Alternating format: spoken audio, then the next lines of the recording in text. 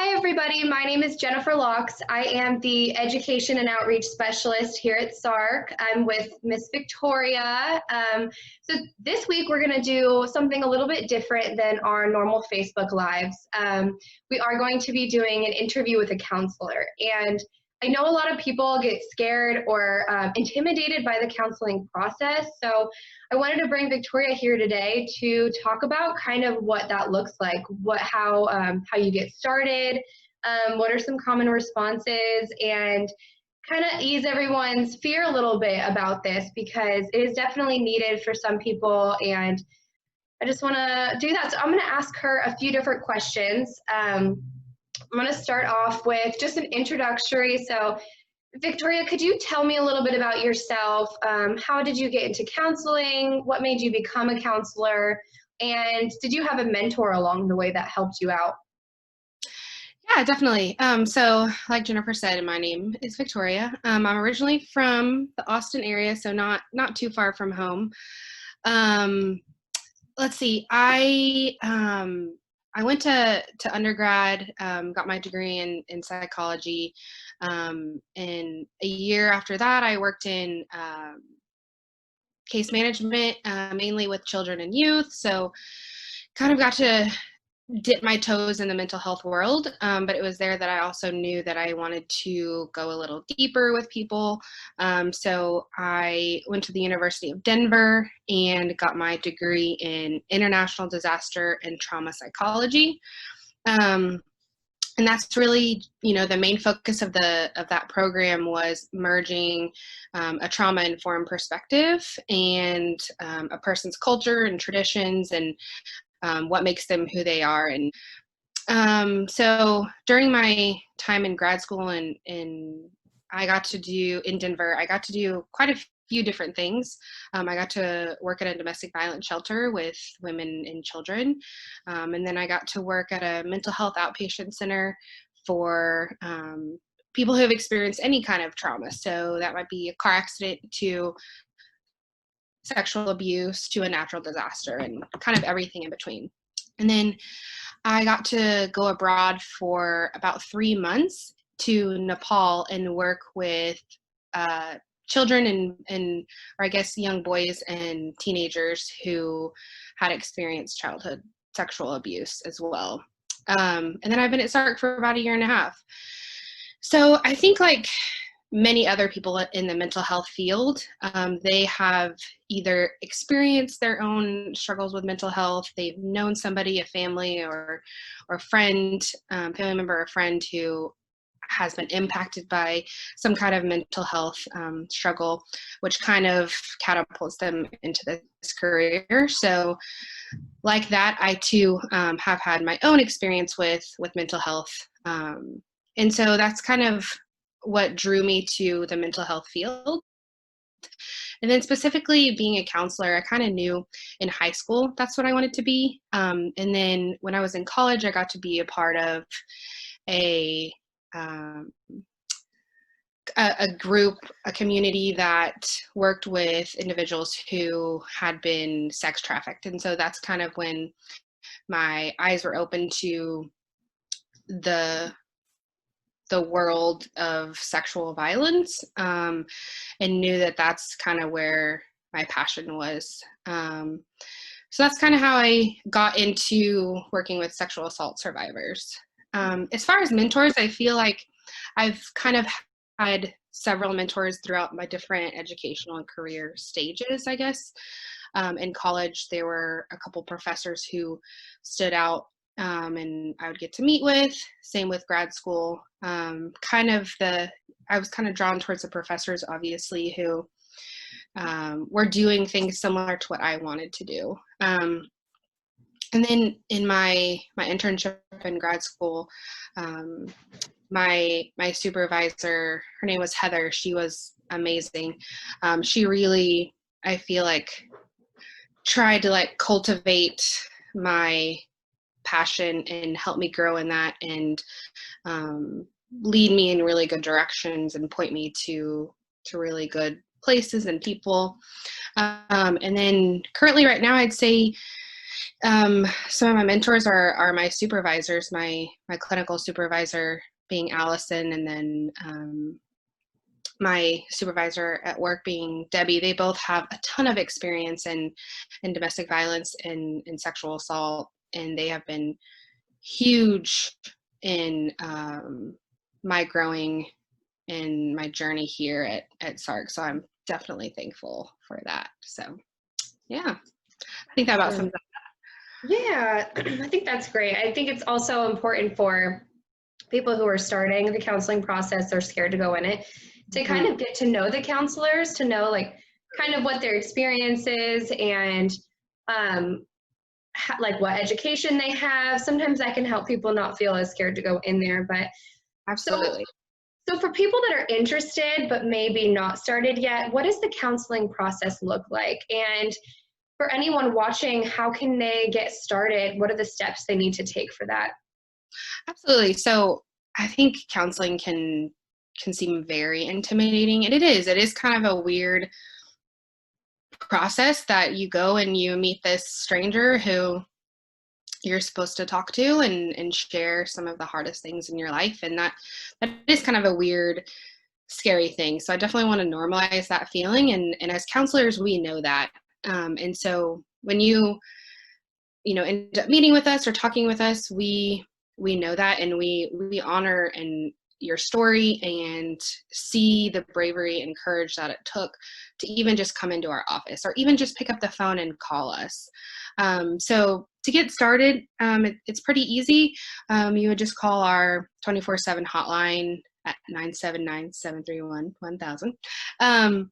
And if you call during office hours, you'll speak with one of our staff members who are all trained in having these tough conversations, and they're amazing and will listen to you and get you what you need. And then if you call overnight, you'll speak with one of our advocates, again, who are just as trained and capable as any of our staff members, and they will pass along your information to us, and then we will give you a call back.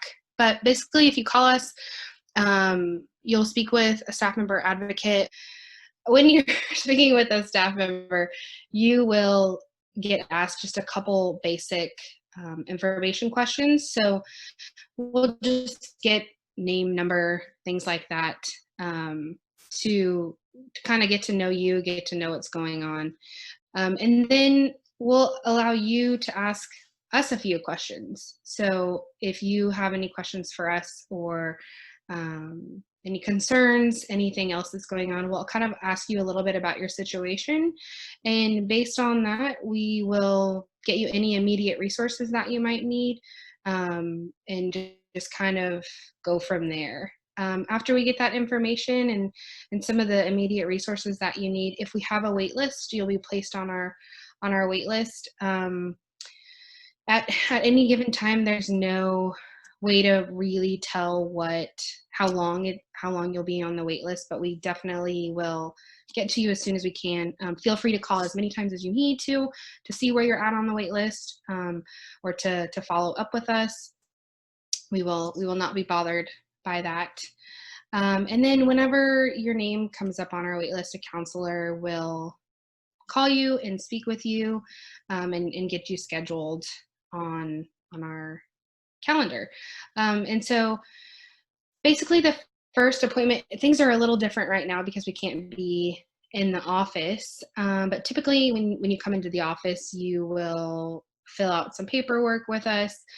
Again, just some information. We'll kind of ask you about what's going on, what kind of things are you feeling, or kind of some of your experiences. We just want to have a good idea of what's going on.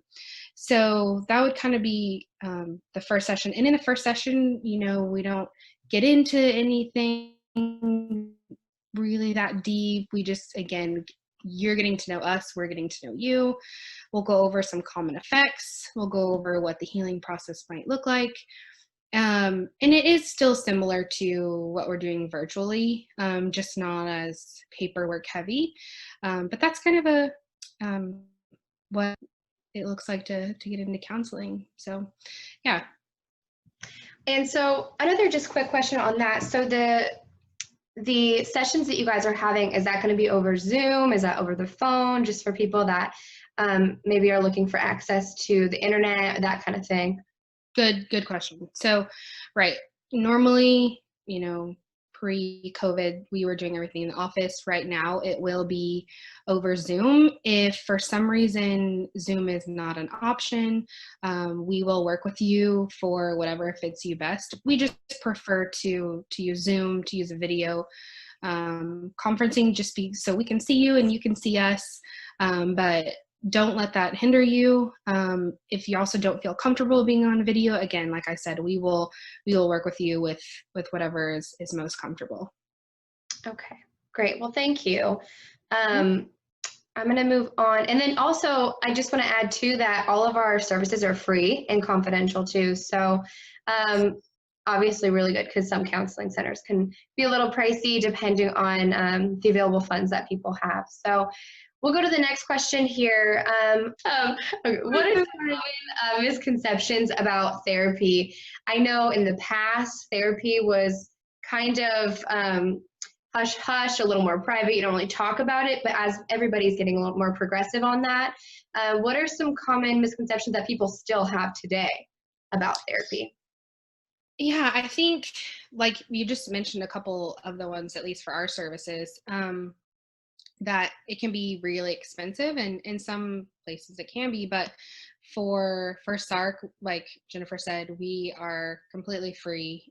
We don't charge in any aspect. And also a lack of confidentiality can sometimes deter people from wanting to seek services. Like Jennifer said, we are 100% confidential, but I think a lot of times that piece can deter people from coming, especially for sexual assault survivors, because there's a fear of, I'm going to have to report what happened to me if I tell my counselor. And that is 100% not true. We will not make you report. If you decide to report, we will guide you in that and be alongside you in that. But we don't talk to police officers about your case or what happened to you unless you want us to, unless you sign a release of information. Everything that you talk about is confidential. I think some of the other, stigma still associated with going to therapy, or that you have to be crazy to go. But that's, again, 100% not true. Especially in sexual assault, something traumatic just happened. And so we can feel crazy and we can feel out of control, but those are normal responses and reactions to being assaulted. And so anybody can go to therapy, and we can always better ourselves. I think another one is feeling too uncomfortable or too shameful to talk about what's happened, again, especially for sexual assault survivors. And I just want to reassure everybody that our staff and our counselors are like, this is our passion. This is what we deal with in here, and get to walk alongside people day in and day out. And we will do our best to make you feel safe and comfortable. And this is not a place of judgment or shame. And so I really encourage people to come and try it. And then lastly, I think, again, specific to sexual assault therapy, there's a fear that I'm going to have to talk about all of the details and my traumatic events on the first session. And that is completely, again, not true. We will go at your pace and what you're comfortable with. So if in the first session you want to share, what's going on, that's totally fine. But it's not a place of feeling pressured or pushing yourself to your limit. We will go at your pace. We want to create safety, and we want to move through the stages of healing in a proper way and in a safe way. So again, that's definitely not something you would have to do in the first session. So. Great. Well, you did mention kind of how some people are affected and how some people may feel crazy or feel overwhelmed. So what are some other effects that an individual might experience due to any sexual violence occurrence that has happened to them? Yeah, so like I mentioned earlier, sexual violence in and of itself is traumatic, and there's hurt there. So there's no specific way that a person is supposed to be affected or react, but we do know there are some more common effects that we have seen. And again, these are just the ones I'm about to talk about are just the common ones. Again, it can be, there's a wide range of things that a person can feel. Um, but one of those being disbelief. So it can be disbelief of what happened, or that this actually happened, or that you were affected in this way. It can take a few days or a few years to come to terms with what has actually happened. Anger, fear, anxiety, all those are very common and very natural after an assault. Difficulty concentrating, I see that a lot with people who are still in school or even working. It's hard to focus and feel safe. So all your energy is not going to be going towards concentrating on your work or school. It's going to be on feeling safe and secure, and how do I stay present in this moment? Eating and sleeping can become kind of difficult after something like this. Um, for eating, we tend to, eating can be where you want to control, right? So we can restrict what goes in and what goes out, because control is huge for survivors, because in that moment when they were assaulted, there was no control. And so you have to find ways in your life that you can control different areas. Sleeping, obviously that's when your mind is trying to be its most quiet, and that's when thoughts and feelings and all kinds of stuff come up, so that can make it hard to sleep. Dissociation basically means my body is here but my mind is somewhere else. I'm not grounded. I'm not present. And so that's really common too, again, if you don't feel safe in your environment or you don't feel safe within yourself. Numbing, addiction, self-harm, again, all ways that we try to distract ourselves from the current pain that we're going through. Changes in sexual behavior. So it's really common to either kind of like have one of the extremes. So completely abstain and have such a debilitating fear around any kind of sexual behaviors, or you might be on the other end and find yourself engaging in more risky behavior. Again, both of those are normal, and come back to a way that we can feel in control. And then lastly, feelings of grief. What happened to you is really hard. And so there's going to be a lot of sadness. Maybe it was somebody that you knew, and so that relationship is now over. And so that's really hard. There's a lot of sadness there. And then guilt and shame, the feelings of, I feel dirty, I don't feel good enough, this was my fault, I did something wrong here. All very common, and all things that we will discuss and process through in therapy. Mm-hmm. And I think sometimes some survivors maybe think that what they're feeling is they've only felt that they're crazy for feeling that, they're crazy for feeling sad that relationship is done.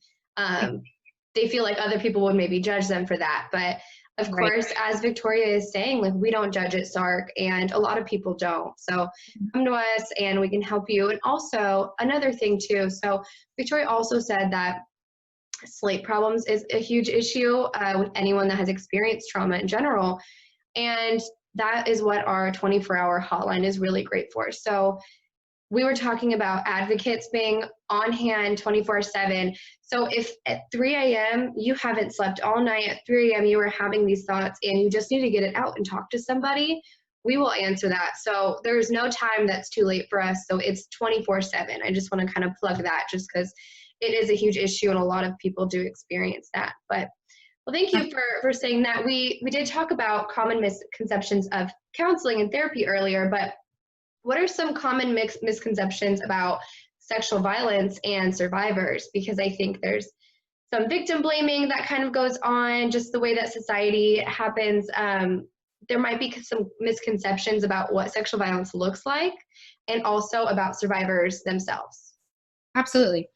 So yeah, I think society kind of has planted these ideas of what survivors should look like, or again, how they should respond, or things like that. And one of them being that the reactions that you have after being assaulted, or the behaviors that you find yourself engaging in, are like crazy and you're out of control and you just need to let it go and you just need to get over it. And if it were that easy to just let it go or get over it, we would all do that, but it's not. But in reality, the reactions and the behaviors that you have after a traumatic event like this are responses to something that was really scary. And so these are all coping mechanisms and ways that we try to live in a world after experiencing a traumatic event.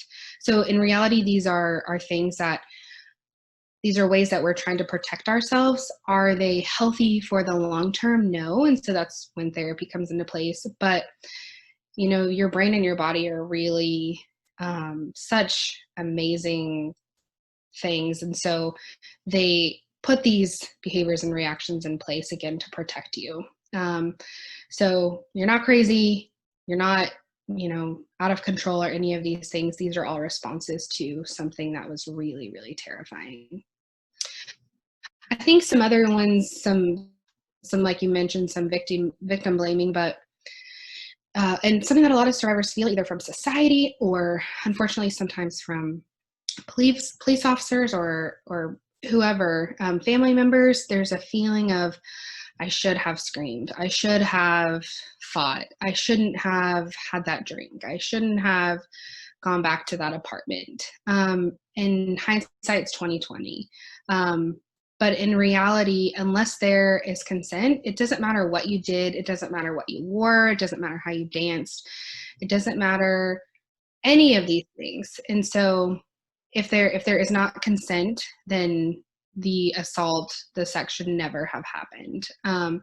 So it can be really easy to blame ourselves when we look back, but that's when it's really important to show ourselves some compassion, and understand that this is kind of where therapy can be really helpful. I think also there's a feeling for survivors that things will never get better. If you've been living with this trauma for 10 years, that feeling is probably pretty strong. But I just want to encourage people that, again, we will develop safety and coping skills and grounding skills, and process in a way that is at your capacity and your speed to make things as safe as we can, and that things will get better, and we will work together on that. And then lastly, one of the common misconceptions is false reporting. So people often have this idea that,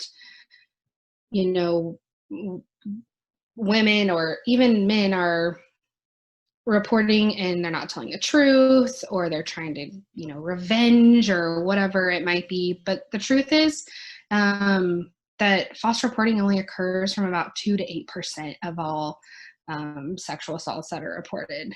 And that varies, obviously, depending on what your source is. But actually, the bigger reality is that 65% of people don't report sexual assault. So there's a much larger percentage of people who are quiet about it than those who are falsely reporting. Yeah. Yeah, and I think with the false reporting part, so what I do is I do classes and trainings for just people in the community, and I always ask the question, what percentage of reports, of sexual assault reports, do you think are false? So I get numbers all over the board. I've even had a lady say 90%. I've had people say, I think the medium is probably about 20 to 30%.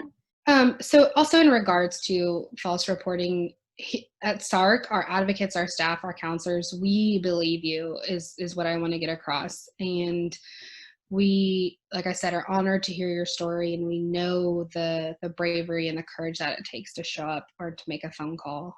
So we don't doubt your story or your experience. Yeah, so thank you for that. Last question. So there might be people watching this that have experienced sexual violence, or even friends of people that have, family members. So what advice would you give any survivors or their friends who may be contemplating receiving counseling services or just starting their healing process in general? Yeah, so like I said in the beginning, therapy is weird, and it can be this really strange thing. And I would just encourage anyone to try it. What is the worst that can happen? But as counselors, we know that it's like hard, like I said, hard to show up, hard to make a phone call. And we know that it's kind of a weird process. And we want to engage in this equal relationship with you. You're the expert on yourself, you're the expert on your experience. And so we want to do whatever we can to create safety in this process and create rapport and, like I said, a good relationship, a good foundation when we do start to um, process trauma. So I would say, if you're thinking about it, just try it. Even if you want to just give us a call and talk to one of our advocates or staff members or a counselor and just say, okay, can you tell me a little bit more about this? I'm feeling nervous. What will this look like? What are you expecting of me? Which we aren't expecting anything. What will the process look like? We are more than happy to answer any questions and to help calm any nerves or fears. And the other thing is too, here at SARC, all of our counselors and staff are trauma informed, and our counselors are trained in trauma therapy and EMDR, which is a mode of trauma therapy as well. And so all of our counselors have, their own little niche and expertises. And so we all are really passionate about this, including our staff members, about what we do in serving our survivors. So I would just encourage you to give us a call in whatever capacity that might look like, and schedule at least an initial session with us. Mm-hmm. Great. Well, thank you so much, Victoria. This really means a lot, I think, to a lot of people who are scared to step forward and maybe try it or put their feet in the water in it and just kind of see what it's like. So this might really help some people. I really appreciate you coming on here with me. I know all the counselors are really busy right now. So I just want to say, yeah, if anybody is interested, please call our hotline to get on the wait list. And while you're on the wait list, if it takes a little bit longer than maybe you expected or something, you can still call our hotline and you can still talk about something on our hotline, especially if you're maybe in a crisis or you're feeling really overwhelmed. You can call us, you can talk it through in the middle of that, like while you're still on the wait list there. So, and everybody, I want to let you guys know, you guys aren't alone. There are a lot of people that experience this. We are here for you. SARC is 100% here for you and anything that you need. So if you're having issues with food insecurity right now or housing or anything, please call us and we can refer you to the people that would be able to help you. But that kind of ends our little Thursday talk that we've been doing every Thursday. So I really do appreciate this. If anyone wants to have more information, you can please visit our website at sarcbv.org. And then again, hotline as well. We keep mentioning that because it's such a good resource for people to call. But yeah, so thank you everybody. And thank you, Victoria. Do you have any last final words or anything? Like Jennifer said, you're not alone in this. We support you. We encourage you. Give us a call. Awesome. All right. Well, thank you, everybody. Have a great rest of your Thursday. We will see you next week.